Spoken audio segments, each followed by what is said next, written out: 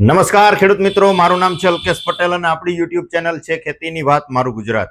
આપણી દુકાનનું નામ છે મિત્રો Hindustan agro seeds Kalavad, proper Kalavad, તાલુકો કાલાવડ, જિલ્લો જામનગર. મિત્રો તારીખ થઈ છે આજે 30/3/2026.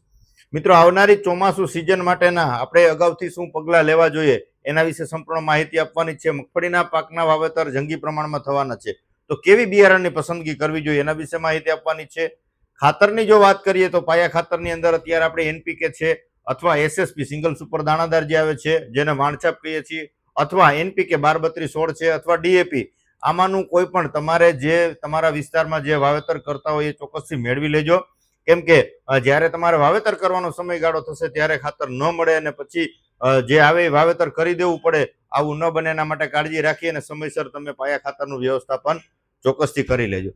હવે આપણે ચર્ચા કરવાના છે કે ભાઈ મગફળીના બિયારણો ધીમે ધીમે હવે આવનારી 15 એપ્રિલથી શરૂઆત થઈ જશે, તો ચોક્કસથી તમારે કેવી વેરાયટી પસંદ કરવી છે એના વિશે તમે ચોક્કસથી જાણી લેજો અને વાવેતર કરવાનું નક્કી કરી અને સમયસર તમારો ઓર્ડર બુક કરાવી લેજો. તમે જ્યાંથી ખરીદી કરતા હોય ત્યાંથી કરાવી શકો છો, મારી પાસે પણ તમે બુક કરાવી શકો છો. તમને ચોક્કસથી ગુણવત્તાયુક્ત ખાતરીબંધ સારામાં સારું ક્વોલિટીનું બિયારણ પાકા બિલથી આપણે વેચાણ કરીએ છીએ, મળી રહેશે તમારા તાલુકા સુધી. આપણે ફ્રી ઓફ ડિલિવરીમાં તમને ત્યાં પહોંચાડવાના આપણે ચોક્કસથી પ્રયત્ન કરશું. મિત્રો તો અત્યારે આપણે સેમ્પલિંગ તરીકે ધીમે ધીમે હવે ચાલુ થઈ ગયું છે, એમાંની એક વેરાયટી નજીકથી બતાવવાની કોશિશ કરજો કે ભાઈ મગફળી GG20 કરીને છે. GG20 જે આપણી રનિંગ વેરાયટી છે, આનો જે બિયારણનો દર જે છે વીઘે 20 થી લઈને 25 કિલો જે વાવેતર કરવાનું હોય છે, ને જે વાવેતરની જગ્યાની જો વાત કરીએ તો 28 થી લઈને 32ની જાડીએ તમે આનું વાવેતર કરી શકો છો. પાકવાના દિવસોની જો વાત કરીએ તો 120 થી લઈને 25 દિવસે પાકે છે. ત્યાર પછીની જો વાત કરીએ તો વેરાયટી આવે છે ગિરનાર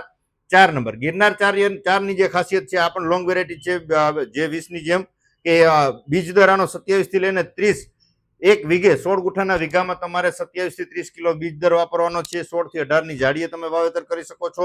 115 થી 25 દિવસ આ જે છે એ આને પાકવાના દિવસો છે, અને ખાસ કરીને ઓલિક એસિડનું પ્રમાણ આની અંદર 78%, એટલે કે સારામાં સારું ઓલિક એસિડનું પ્રમાણ આની અંદર આવે છે. ત્યાર પછીની વેરાયટીની જો વાત કરીએ તો GG35 એટલે કે સોરઠ ગોલ્ડ.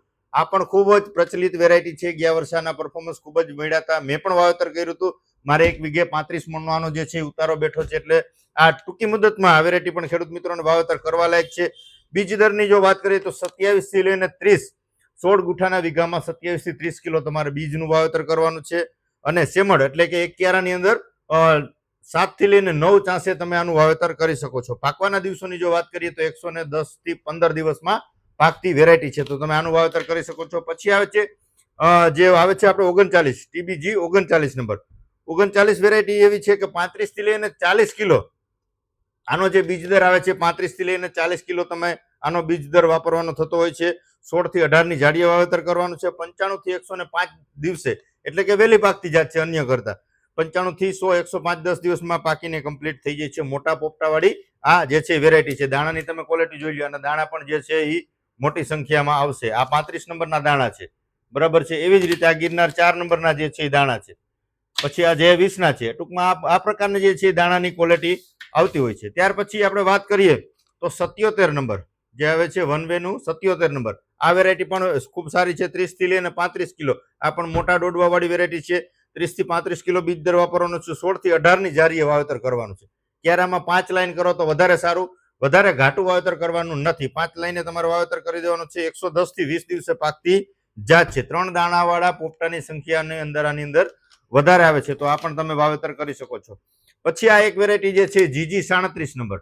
આપણે જે TG37 આવે છે એ નહીં, આ એક GG37 કરીને વેરાયટી છે. આ પણ ખૂબ સારું પરફોર્મન્સ આપતી વેરાયટી છે. ઉત્પાદન ક્ષમતા આની પણ એક વીઘે 25 થી લઈને 35-40 મણ સુધીનું ઉત્પાદન આપવાની ક્ષમતા ધરાવે છે.